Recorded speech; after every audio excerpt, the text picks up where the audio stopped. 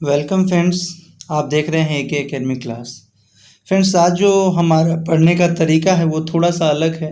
आज जो हमारा क्लास होगा वो होगा बेसिक से, ठीक है। और आप लोग देख ही रहे होंगे कि क्या है आज का टॉपिक। आज का टॉपिक जो है फिजिकल ज्योग्राफी है, यानी कि भौतिक भूगोल। आज हम पढ़ने वाले हैं भौतिक भूगोल के बारे में। और ये तरीका थोड़ा सा अलग रहेगा क्योंकि ये क्लास बेसिक से है। ये जो वीडियो है ये बेसिक से है और थोड़े कुछ क्वेश्चन भी इसमें मैंने डाले हैं जो कि आपको इस टॉपिक को समझने में हेल्प करेंगे। तो चलिए क्लास को देखते हैं कि क्या क्या आज कुछ है इसमें ख़ास आपके लिए। फ्रेंड्स, ये आपसे पूछा, आपको बताया गया है, पूछना तो ये तो क्वेश्चन है नहीं, तो पूछने वाली बात ही नहीं है। जो भी बातें होंगी वो समझने और समझाने वाली बात। तो समझिए इसको कि क्या है आज का टॉपिक और किस तरह से इसे पढ़ना है, ठीक है। तो हम जो है मुख्य रूप से जब बात होती है फिजिकल ज्योग्राफी की, यानी कि भौतिक भूगोल की, ये जो हमारा टॉपिक है ये है भौतिक भूगोल। इस भौतिक भूगोल में हम क्या क्या पढ़ते हैं?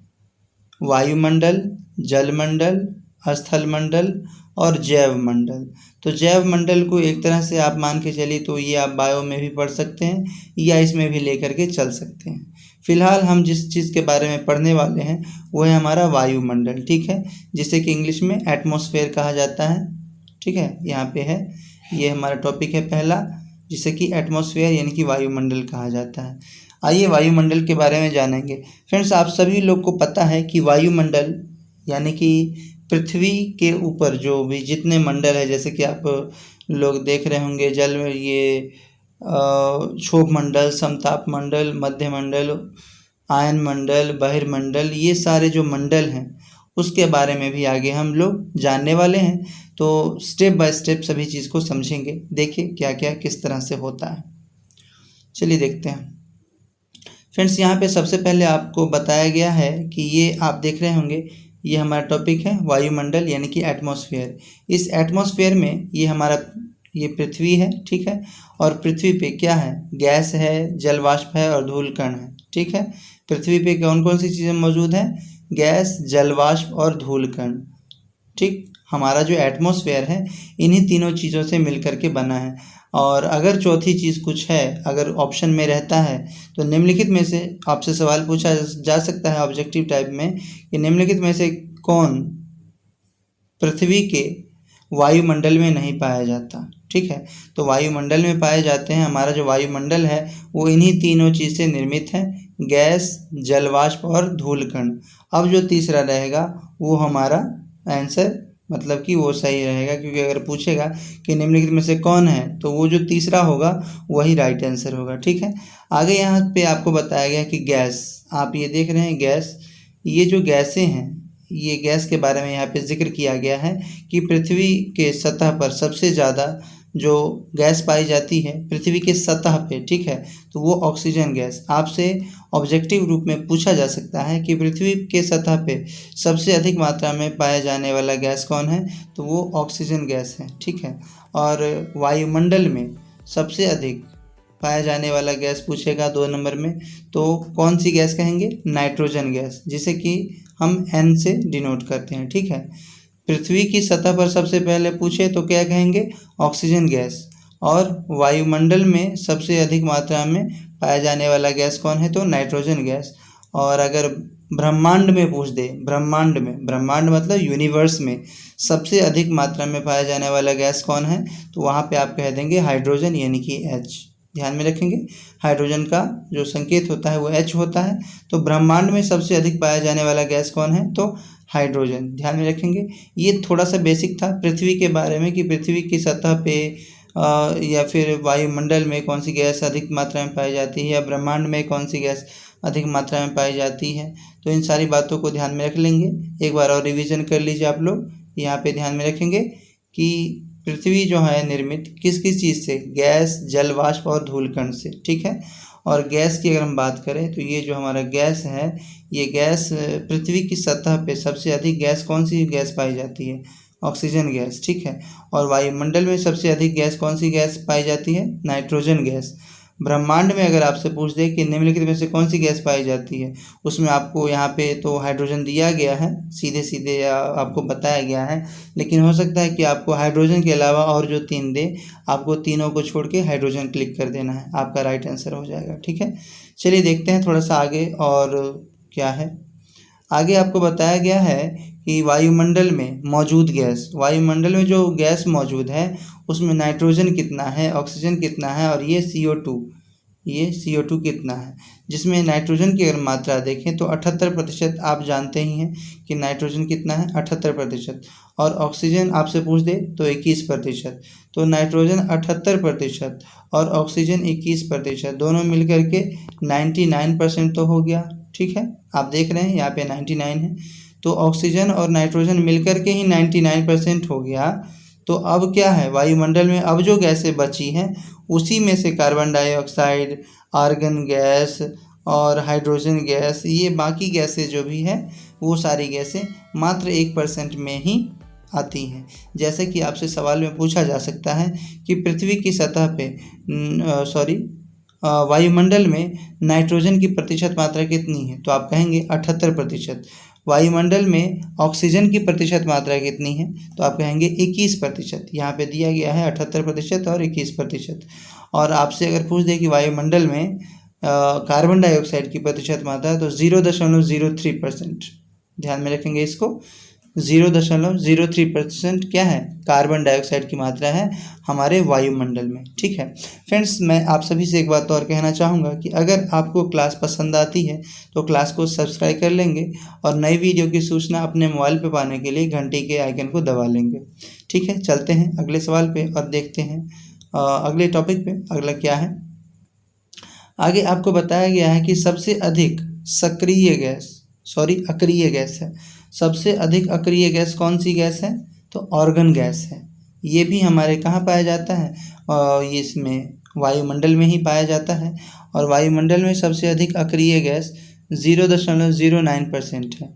अक्रिय गैस वायुमंडल में पाया जाने वाला गैस है कौन, आर्गन, और इसकी मात्रा 0.09% है। आपसे पूछा जा सकता है कि वायुमंडल में ऑर्गन गैस की प्रतिशत मात्रा कितनी है, तो आप कहेंगे 0.09%।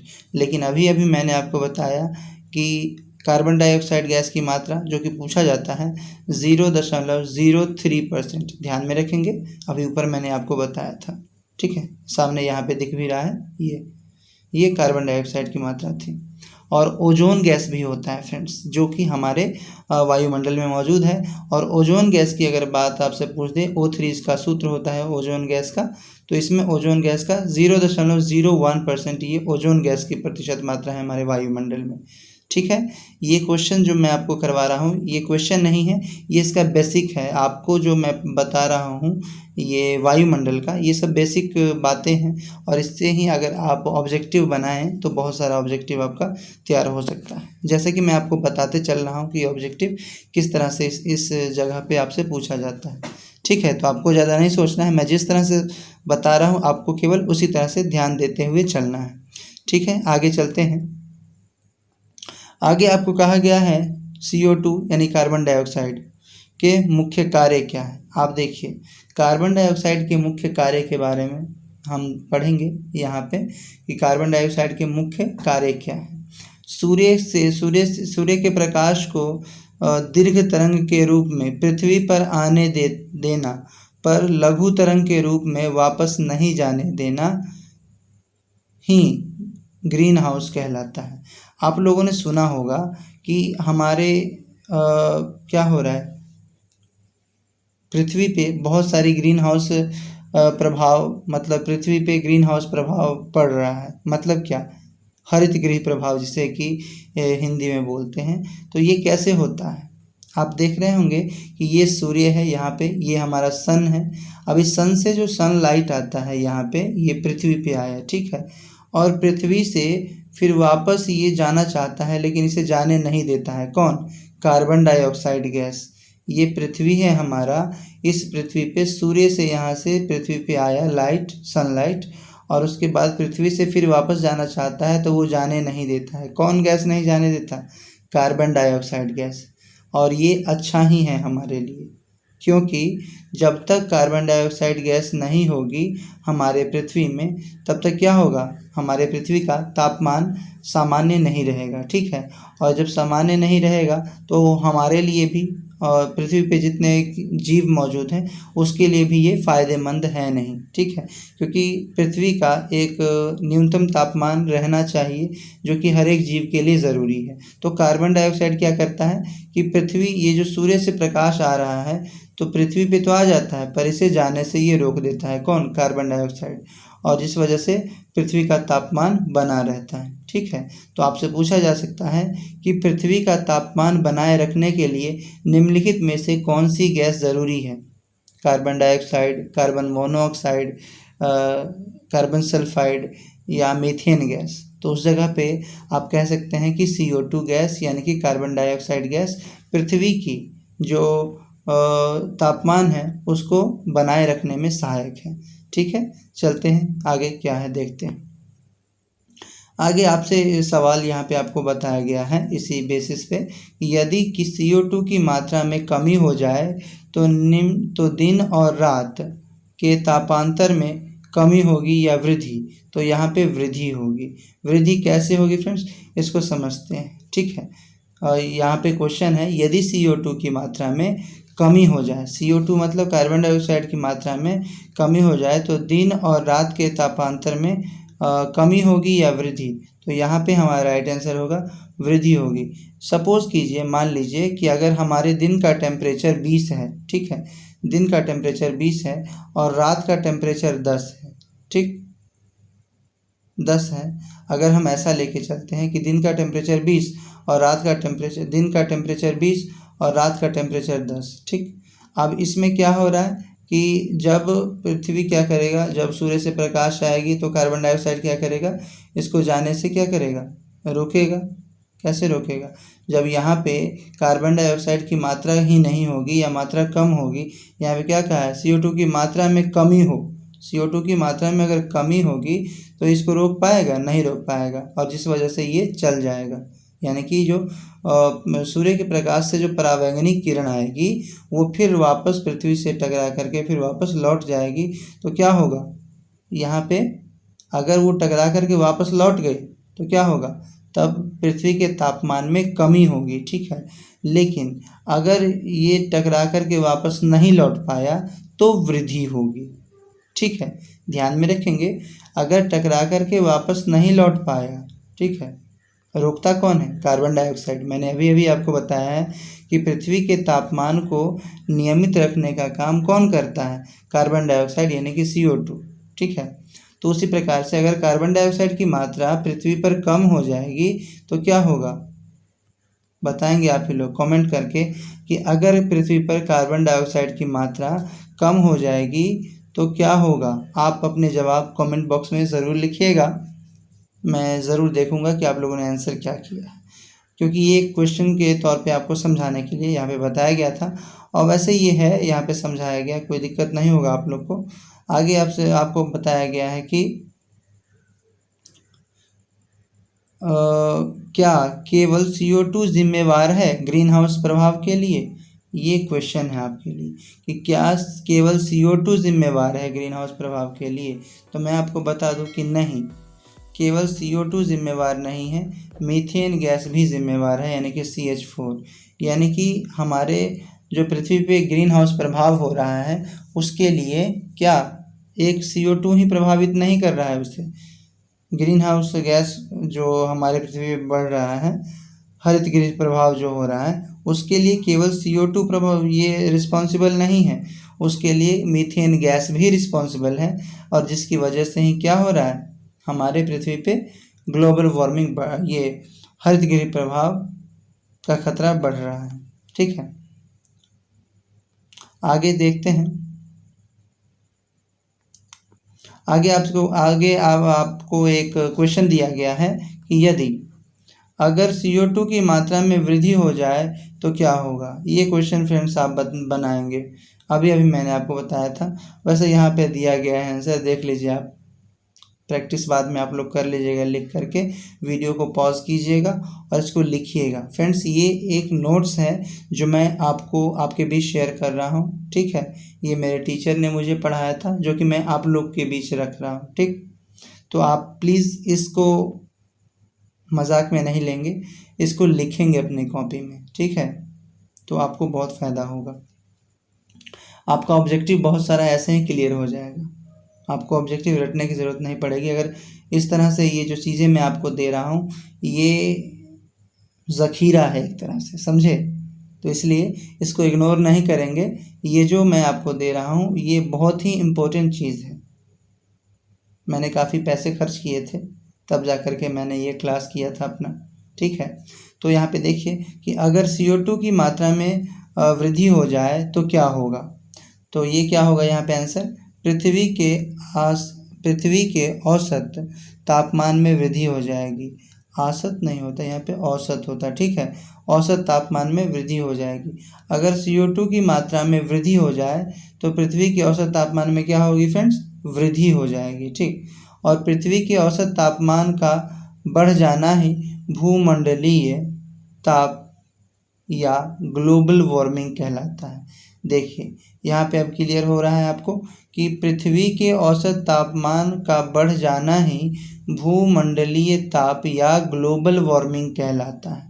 अब आप लोग समझ गए होंगे कि पृथ्वी के औसत ताप का बढ़ जाना ही भूमंडलीय ताप या ग्लोबल वार्मिंग कहलाता है, ठीक है। चलते हैं अगले पॉइंट पे। आगे आपके लिए प्रैक्टिस क्वेश्चन है कि यदि CO2 यदि बढ़ जाए तो स्थल खंड में क्या होगा, कमी होगी, वृद्धि होगी या अपरिवर्तित रहेगा। जल्दी से बताएंगे कि यदि CO2 बढ़ जाए यानी कार्बन डाइऑक्साइड की मात्रा बढ़ा दी जाए तो स्थल खंड में कमी होगी या वृद्धि, जल्दी से बताइए। वैसे यहाँ पे डिटेल बताया गया है लेकिन आप लोग जल्दी से बताएंगे आंसर कमेंट बॉक्स में कि इसका राइट आंसर क्या होगा। मैं आप लोग का कमेंट नहीं देख सकता, क्लास लाइव है, फिर भी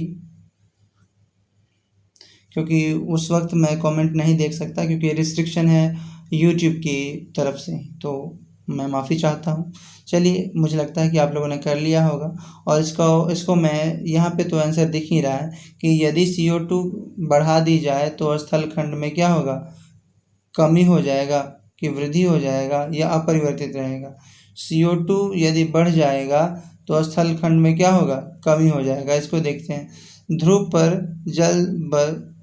ध्रुव पर जमा बर्फ पिघल कर समुद्र में चला जाएगा और जिससे समुद्र का तल ऊपर उठ जाएगा और समुद्र के किनारे क्या हैं, जितने भी स्थल खंड हैं वो क्या हो जाएंगे, फिर डूब जाएंगे। तो स्वाभाविक है कि स्थल खंड में कमी आ जाएगी। तो यहाँ पे हमारा आंसर है ए, ठीक है। और ये जो क्वेश्चन है ये काफ़ी मोस्ट इम्पोर्टेंट क्वेश्चन है, ये आपके दरोगा लेवल का क्वेश्चन है। तो आप दरोगा, अभी तो दरोगा सिपाही से ज़्यादा मतलब दरोगा से ज़्यादा हार्ड तो सिपाही का एग्ज़ाम है। तो आप लोग ध्यान में रखेंगे कि किस तरह से क्या हो रहा है यहाँ पे, ठीक है। आगे देखते हैं। CO2 को यदि अधिक दाब पर किसी बर्तन में रखने पर जब यह जम जाता है तो यह -109 डिग्री सेल्सियस पर चला जाता है। यहाँ पे फ्रेंड्स कहा गया है, ये काफ़ी मोस्ट इम्पोर्टेंट बात है यहाँ पे, कि यदि CO2 को यानी कार्बन डाइऑक्साइड को अधिक दाब पर, सबसे ज़्यादा दाब पर अधिक रखा जाए उसको, तो क्या हो जाता है, वो फ्रीज हो जाता है, जम जाता है, ठीक है। इसको समझिए कि यदि कार्बन डाइऑक्साइड को अधिक के ऊपर अधिक दाब दिया जाता है तो वो जम जाता है, बर्फ़ बन जाता है। और बर्फ़ बनने के बाद उसका जो तापमान होता है ना, वो -109 डिग्री सेल्सियस के पास पहुंच जाता है, ठीक है। और जिसका तापमान -109 डिग्री सेल्सियस पहुंच गया, मतलब समझ लीजिए उसका कि वो उसमें भी कौन सी क्रिया होगी, ऊर्ध्वपातन की क्रिया होगी। आप लोग तो पहले से समझदार हैं कि ऊर्ध्वपातन क्या होता है, और अगर नहीं जानते हैं तो जान लीजिए कि ऊर्ध्वपातन होता है सब्लिमेशन, इसको इंग्लिश में कहते हैं, कि अगर कोई भी पदार्थ या कोई भी वस्तु, पदार्थ ही लीजिए, जैसे कि कपूर लीजिए, ठीक है, नौसादर लीजिए। तो ये सारे चीज़ क्या है, अगर ये ठोस हैं, ये तो ठोस में रहते ही हैं, जैसे कि ये ठोस कार्बन डाइऑक्साइड जो हो जाएगा, CO2 पे अगर ज़्यादा प्रेशर दिया जाए तो वो ठोस रूप में बदल जाएगा, और उसको उसके ऊपर प्रेशर ज़्यादा डाला जाए तो वो ठोस रूप में बदल जाता है। और उसके बाद अगर उसका प्रेशर कम किया जाता है, दाब कम किया जाता है, तो क्या होता है, सीधे गैस में बदल जाएगा। ये जो ठोस कार्बन डाइऑक्साइड है, CO2 को जो बर्फ़ बन जाता है अधिक दाब देने पर, तो ये ठोस कार्बन डाइऑक्साइड में बदल जाता है। और उसके बाद क्या होता है कि वो उसके ऊपर दबाव कम करने से सीधे गैस में बदल जाता है। तो यही क्रिया कौन सी क्रिया हो गई, सब्लिमेशन, यानी कि ऊर्ध्वपातन की क्रिया कहलाती है। आप लोग मुझे लगता है समझ गए होंगे। और ये ऊर्ध्वपातन की क्रिया कपूर में होता है। आप लोग से पूछा जा सकता है कि निम्नलिखित में से किस में ऊर्ध्वपातन की क्रिया होती है। उस जगह पे आपका हाइड्रोजन दे सकता है, क्लोरीन दे सकता है, फिर नौसादर दे सकता है, या फिर कपूर दे सकता है, या एक से अधिक सही है। तो एक से अधिक सही है, यहाँ पे आपका राइट आंसर होगा, ध्यान में रखेंगे, यानी कपूर और नौसादर। ठीक है, चलते हैं आगे, देखते हैं। आगे हमारा सवाल है, सवाल नहीं है, सॉरी, मुझे आदत हो गया है, क्योंकि डेली तो हम लोग सवाल की ही प्रैक्टिस करते थे। आज जो है ये क्लास थोड़ा सा अलग है, बेसिक क्लास है, ठीक है। आप अगर इसकी प्रैक्टिस कर लेते हैं, इसको पढ़ लेते हैं अच्छे से, तो आप बहुत सारे ऑब्जेक्टिव क्वेश्चन डील कर सकते हैं। आगे कहा गया, शुष्क बर्फ में, देखिए आगे कहा गया है, शुष्क बर्फ में दाब कम करने पर यह ऊर्ध्वपातन विधि के रूप में ठोस से सीधे गैस में बदल जाता है। मैंने अभी अभी आपको बताया कि यदि CO2 के ऊपर अधिक दाब डाला जाए तो क्या हो जाता है, फ्रीज हो जाता है, जम जाता है, और जमने के बाद उसका तापमान कितना होता है, -109 डिग्री। और उसके बाद अगर उस पे से दाब कम किया जाता है उसके ऊपर से, तो वो सीधे गैस में बदल जाता है, ठोस से सीधे गैस में। और इस क्रिया को क्या कहते हैं, ऊर्ध्वपातन की क्रिया कहते हैं। ठीक, आगे है कि गुरुत्वाकर्षण के कारण पृथ्वी के चारों तरफ मौजूद गैसें अलग अलग प्रकृति, भारी तथा हल्का होने के कारण वलय का निर्माण करते हैं। आप देखिए, ये हमारा पृथ्वी है, ठीक है, और इस पृथ्वी के चारों तरफ क्या है, पृथ्वी के चारों तरफ बहुत सारी गैसें हैं, हल्की गैसें हैं, कुछ भारी गैसें हैं, और कह सकते हैं कि कुछ आदर्श गैसें हैं। मतलब बहुत सारी गैसें हैं और धूल कण हैं हमारे पृथ्वी के चारों तरफ, ठीक है, ये पृथ्वी के चारों तरफ, ठीक है। और इन्हीं धूल कणों के और इन्हीं गैसीय मिश्रणों के कारण ये पृथ्वी के चारों तरफ वलय बनता है। और ये वलय ऊंचाई के अनुसार, जिस तरह से यहाँ पे भारी गैसें हैं, फिर थोड़ी ऊंचाई पे हल्की गैसें हैं, फिर आगे जाएंगे तो कुछ और है, इसी तरह से क्या हो रहा है, तो जिस तरह से हल्की गैसें हैं, तो ये हल्की गैसें अगर यहाँ पे हैं, अगर ये यहाँ पे हल्की गैसें हैं, तो ये इतना दूर का वलय हो गया हल्की गैस का, ठीक है। और थोड़ी सी भारी गैसें हैं तो उसका थोड़ा सा ऊपर से यहाँ से हमने मान लिया कि ये भारी गैसों का वलय है। वलय मतलब क्या, अभी मैं आपको समझाऊंगा। वलय का मतलब अभी मैं यहाँ पे बताने की कोशिश कर रहा हूँ कि वो जो आप देखते हैं क्षोभ मंडल, समताप मंडल, आयन मंडल, बहिर्मंडल, ये सारे मंडल जो आप सुनते हैं, ये क्या है, ये गैसीय मिश्रण के होने की वजह से है। कहीं पे अक्रिय गैसें हैं, कहीं पे ये भारी गैसें हैं, कहीं हल्की गैसें हैं, तो उनके संगठन के कारण ही ये क्या हो रहा है, क्षोभ मंडल, समताप मंडल में विभाजित हो रहा है हमारा पृथ्वी के ऊपर का जो हिस्सा है, ठीक है, ये जो आकाश में आप देखते हैं, ठीक है।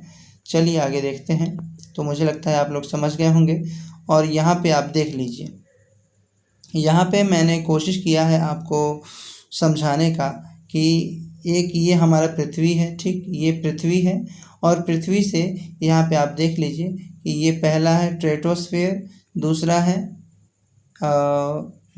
मतलब पहला है क्षोभ मंडल, दूसरा है समताप मंडल, तीसरा है मध्य मंडल, उसके बाद फिर चौथा है यहाँ पे आयन मंडल, और पांचवा है बहिर्मंडल यानी कि एक्सोस्फेयर, ठीक है।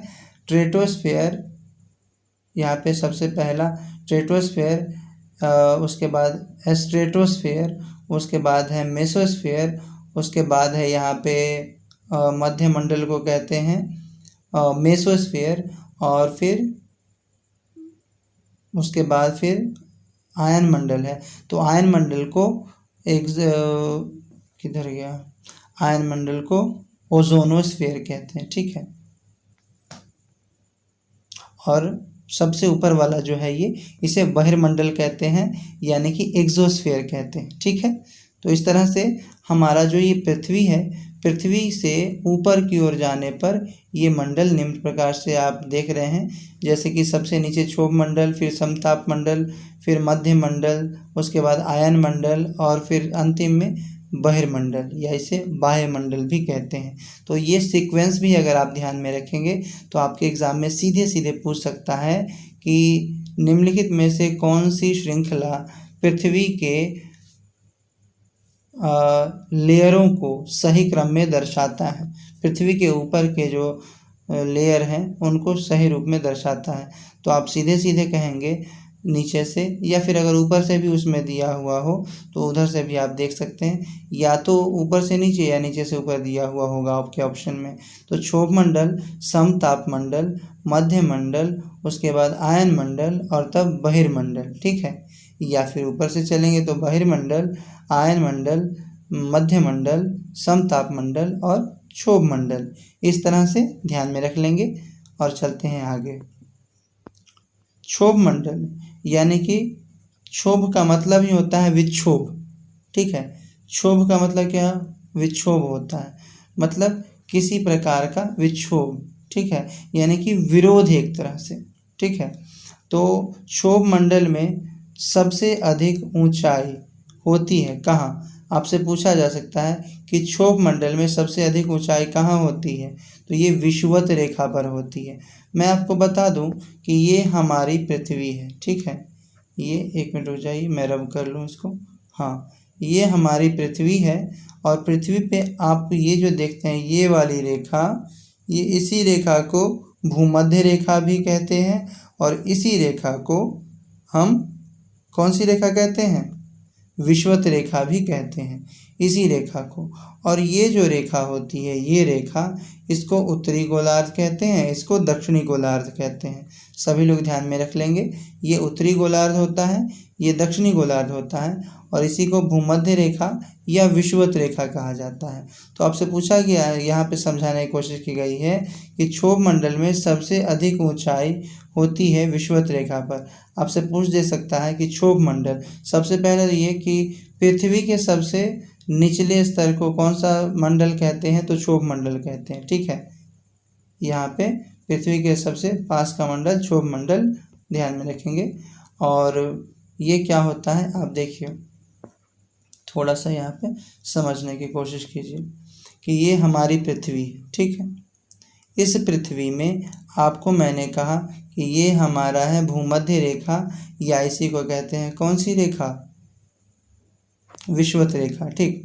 अब इस भूमध्य रेखा से आप लोग को पता होगा, जो भी ज्योग्राफी के स्टूडेंट होंगे उनको पता होगा कि ये जो भूमध्य रेखा है, यहाँ पे सूर्य की किरणें डायरेक्ट पड़ती हैं, यहाँ पे सूर्य की किरणें डायरेक्ट पड़ती हैं, जिस वजह से क्या होता है, यहाँ पे गर्मी अधिक पड़ती है, ठीक।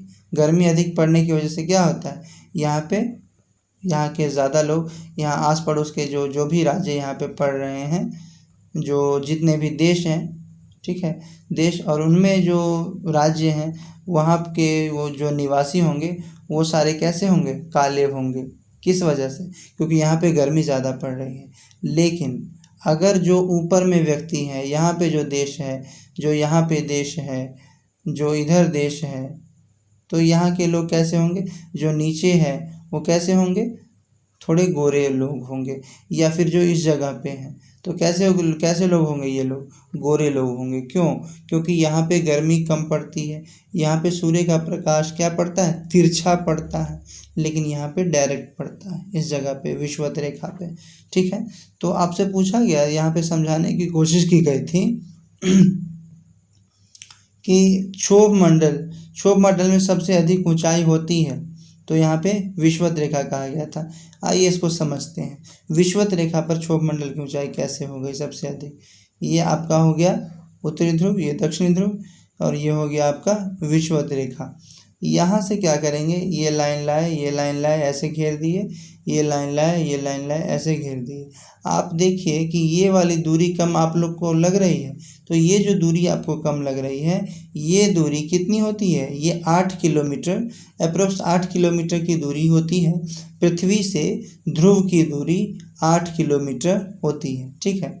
लेकिन ये जो विषुवत रेखा आप देख रहे हैं, ये रेखा है नहीं, ये काल्पनिक रेखा है। वैज्ञानिक लोग इसको मानते हैं कि ऐसी रेखा, मतलब मान करके चले हैं।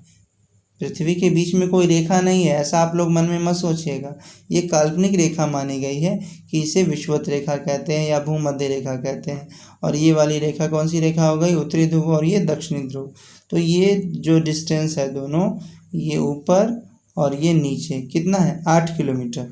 जबकि ये जो दूरी है ये 16 किलोमीटर होती है। यहाँ वाली दूरी जो है ये 16 किलोमीटर होती है। तो इसी वजह से आप कह सकते हैं कि क्षोभ मंडल में, आपसे यहाँ पे कहा गया कि क्षोभ मंडल में क्या होता है, क्षोभ मंडल में सबसे अधिक ऊंचाई होती है विषुवत रेखा पर, ठीक है। आगे देखते हैं। क्षोभ मंडल में सभी भारी गैसें और धूल कण पाए जाते हैं। ये भी आप लोग अभी मैंने आपको बताया था ऊपर में कि पृथ्वी से थोड़ा सा ऊपर जो मंडल है क्षोभ मंडल, उसी में जो भारी गैसें हैं और धूल कण हैं, ये देखिए धूल कण और गैसें पाई जाती हैं, भारी गैसें और धूल कण पाई जाती हैं। ध्यान में रखना है कि क्षोभ मंडल में सभी भारी गैसें और धूल कण पाई जाती है, ठीक। और क्षोभ मंडल की ऊंचाई हो सकता है आपसे पूछ दे, कोई छोटे एग्जाम में पूछा जाता है कि क्षोभ मंडल की ऊंचाई कितनी है, तो मैं आपको बता दूं कि क्षोभ मंडल की ऊंचाई तापमान के बदलने के अनुसार बदलती रहती है। यानी कि अगर तापमान बढ़ेगा तो उस पर भी उसके ऊपर भी प्रभाव पड़ेगा, तापमान घटेगा तो भी प्रभाव पड़ेगा। तो फिलहाल अगर आपको ध्यान में रखना है तो 16 ध्यान में रखेंगे, 16 किलोमीटर आपको ध्यान में रखना है कि क्षोभ मंडल, पृथ्वी से क्षोभ मंडल की ऊंचाई कितनी है, तो पृथ्वी से 16 किलोमीटर ऊपर, ठीक है। इसको भी ध्यान में रख लेंगे। और यहाँ पे मैं आपको बता दूं कि क्षोभ मंडल में सभी भारी गैसें और क्या है, धूल कण पाया जाता है। अभी हो गया है क्लियर। और सारी मौसमी घटनाएं, जैसे कि सारी मौसमी घटनाएं जो होती हैं वो क्षोभ मंडल में ही होती हैं। जैसे बादल का बनना, उसके बाद जैसे पतंग उड़ाना, हेलीकॉप्टर जो आप देखते हैं, हेलीकॉप्टर का उड़ना, चक्रवात आना, आंधी तूफान आना, तो ये सारे क्या हैं, ये सारे मौसमी घटनाएं हैं। और जितनी भी मौसमी घटनाएं हैं वो सारी मौसमी घटनाएं किस मंडल में घटित होती हैं, क्षोभ मंडल में ही घटित होती हैं। और अभी मैंने बताया कि पृथ्वी से ऊंचाई पर, कितनी ऊंचाई पर, 16 किलोमीटर, कहीं कहीं आपको 18 किलोमीटर भी दिया हुआ होगा। तो जो लेखक, अगर कोई लेखक गर्मी के दिनों में लिख रहे हैं, ठीक है, तो वो थोड़ा सा 1-2 किलोमीटर का फ़र्क हो जाता है गर्मी के दिनों में और ठंडी के दिनों में अलग, ठीक है, क्योंकि तापमान का प्रभाव वहाँ पे उसकी ऊंचाई पे और पड़ता है, ठीक है, उसकी दूरी पे पड़ता है। तो कहीं 16 किलोमीटर, कहीं 18 किलोमीटर आपको मिलेगा। तो आपको दुविधा में नहीं पड़ना है। अगर 16 किलोमीटर ऑप्शन में नहीं है तो आप 18 किलोमीटर निश्चिंत होकर के आप अपना आंसर कर सकते हैं। लेकिन अगर आप हाई लेवल के एग्ज़ाम दे रहे हैं तो वहाँ पे कहीं कहीं आपको 15 किलोमीटर भी दे सकता है ऑप्शन में, ठीक है। लेकिन ध्यान में रखना है, इतना क्लोज आंसर आपको ऑप्शन में नहीं देगा कि 15, 16, 18 इस तरह से नहीं देता है। या अगर 16 दिया तो फिर 20 करेगा, 25 और 30 ऐसे कर देगा, ठीक है। या तो फिर अगर 15 दिया आपको ऑप्शन में तो 15 देने के बाद फिर आपको ये 16 नहीं देगा, ना ही आपको 20 देगा, ठीक है। आपको अगर 15 दिया है फिर 20 कर देगा, 25 कर देगा, 35 कर देगा, तो उस जगह पे आपका आंसर 15 होगा। ध्यान में रखना है, मैं जिस तरह से बता रहा हूँ आपको उस तरह से याद करना है। और जो मटेरियल आप लोग को मैं प्रोवाइड करा रहा हूँ ये काफ़ी मोस्ट इम्पोर्टेंट है, आप इसे इग्नोर ना करें, क्योंकि अगर आप इसको इग्नोर करते हैं तो आप बहुत सारे ऑब्जेक्टिव के लिए आप जो रट्टा मारते रहते हैं ना, इसका ये होगा, इसका बी होगा, उससे आप बच सकते हैं अगर आप इस बेसिक को जान रहे हैं जो मैंने आपके बीच शेयर किया है। ठीक है, और उसके बाद आगे देखते हैं कि छोटी दूरी के विमान या हेलीकॉप्टर। छोटी दूरी के विमान कहने का मतलब क्या, जो देखते होंगे एरोप्लेन, कुछ एरोप्लेन आप लोग देखते होंगे कि आप मतलब पृथ्वी के थोड़े ही ऊपर चल रहा है, मतलब क्या, उसको ज़्यादा दूरी तय करना ही नहीं है तो वो क्षोभ मंडल से ऊपर क्यों जाए, या फिर क्षोभ मंडल में ही क्यों जाए, 16 किलोमीटर ऊपर क्यों जाए वो, थोड़ा सा, जब उसको आगे उतरना ही है, इस वजह से वो थोड़ा नीचे से ही जाता है, और जहाँ उसे उतरना है, लैंड करना है, वो वहाँ जा कर के और थोड़ा नीचे उतर जाता है, क्योंकि वहाँ पर उसको ज़्यादा दूरी तय करनी है नहीं, तो इसलिए वो क्षोभ मंडल से बाहर नहीं जाता, वो यहीं पे क्षोभ मंडल में ही उड़ते रहता है। ठीक है, और जो हेलीकॉप्टर की बात करें तो हेलीकॉप्टर जो है क्षोभ मंडल से ऊपर जाता नहीं है, लेकिन हाँ आप देखते होंगे कि अगर कोई मंत्री वगैरह या कोई विधायक अगर कहीं किसी जगह पे भाषण देने जाने वाले हैं और हेलीकॉप्टर के द्वारा जाने वाले हैं, तो अगर मौसम ख़राब हो गया तो वो मतलब उस दिन का वो प्लान कैंसिल करके अगले दिन जाने का सोचते हैं, क्योंकि हेलीकॉप्टर क्षोभ मंडल में ही उड़ता है। ठीक है, हेलीकॉप्टर क्षोभ मंडल से ऊपर नहीं जाता, और क्षोभ मंडल में सारी मौसमी घटनाएं होती हैं, बारिश का होना, आंधी का होना, बादल बनना, पतंग उड़ना, हेलीकॉप्टर का उड़ना, और छोटी दूरी के जो विमान है उसका उड़ना, चक्रवात आना, ये सारी मौसमी घटनाएं कहाँ हो रही हैं, क्षोभ मंडल में। ठीक है, और पृथ्वी से 16 किलोमीटर या फिर 18 किलोमीटर या 15 किलोमीटर, तीनों में से कोई भी अगर ऑप्शन में हो और तो मैंने आपको समझा दिया है, उसके अनुसार आप अपना क्वेश्चन में आंसर ठीक करके आएंगे। ठीक है, आगे है सतह से प्रत्येक 1 किलोमीटर की ऊंचाई पर 6 डिग्री सेल्सियस का तापमान घट जाता है। अगर आप सतह से, कहने का मतलब क्या, सतह से, क्षोभ मंडल के सतह से ऊंचाई पर जाते हैं, 1 किलोमीटर ऊंचाई पर जाते हैं, तो 6 डिग्री सेल्सियस तक तापमान क्या हो रहा है, वहाँ पे घटता जा रहा है। ध्यान में रखेंगे, आपसे पूछा जा सकता है कि क्षोभ मंडल के सतह से अगर 1 किलोमीटर ऊपर जाने पर तापमान में क्या होगा, कमी होगी या वृद्धि होगी, तो यहाँ पे देख रहे हैं कि 6 डिग्री सेल्सियस का तापमान में कमी होता है, यानी घट जाता है। ठीक है, आगे देखते हैं। तो सॉरी फ्रेंड्स, आगे कुछ भी नहीं है, इतना ही था। और आगे हम, अगर आपको ये वीडियो पसंद आता है तो प्लीज़ आप अपने दोस्तों के बीच इस वीडियो को ज़रूर शेयर करेंगे, और मुझे आशा है कि मैंने आप लोग को समझाया है वो समझ में आपको आ गया होगा, और नहीं समझे हैं तो कमेंट बॉक्स में ज़रूर लिखेंगे, मैं आपको ये वीडियो फिर से समझा करके फिर से बताऊँगा। ठीक है, कोई दिक्कत नहीं है, मैं दोबारा आपको समझा और बता सकता हूँ, या फिर अगर कोई क्वेश्चन नहीं समझे हैं इसमें तो क्वेश्चन के लिए भी आप क्वेश्चन लिख करके आप कह सकते हैं। ठीक है, तो मिलते हैं अगली वीडियो में इसी तरह के इंटरेस्टिंग टॉपिक के साथ, तब तक के लिए बेस्ट ऑफ लक।